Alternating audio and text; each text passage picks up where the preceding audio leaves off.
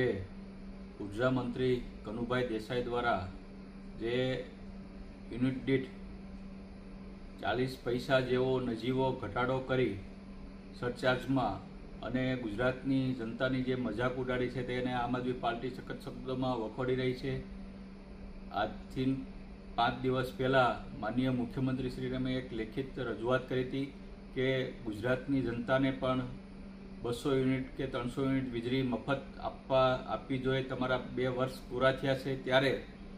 માનનીય કનુભાઈ દેસાઈ દ્વારા માત્ર ને માત્ર ખાલી યુનિટ દીઠ 40 પૈસાનો નજીવો ઘટાડો કરી અને ગુજરાતની જનતાની ખૂબ જ મજાક ઉડાડી છે। તો આજે માનનીય કનુભાઈ દેસાઈને ઉર્જા મંત્રીશ્રીને વિનંતી કરું છું કે જેવી રીતના પંજાબમાં 300 યુનિટ વીજળી મફત આપવામાં આવી રહી છે, જેવી રીતના દિલ્હીમાં 7 વર્ષથી 200 યુનિટ વીજળી મફત આપવામાં આવી રહી છે, તેવી જ રીતના ગુજરાતની જનતાને પણ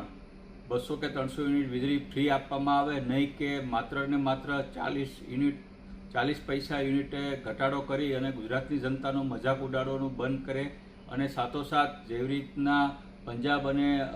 દિલ્હીમાં જે વીજળી મફત આપવામાં આવે છે તેવી રીતના ગુજરાતમાં પણ આ તાત્કાલિક લાગુ કરવામાં આવે તેવી હું આજે માંગણી કરું છું।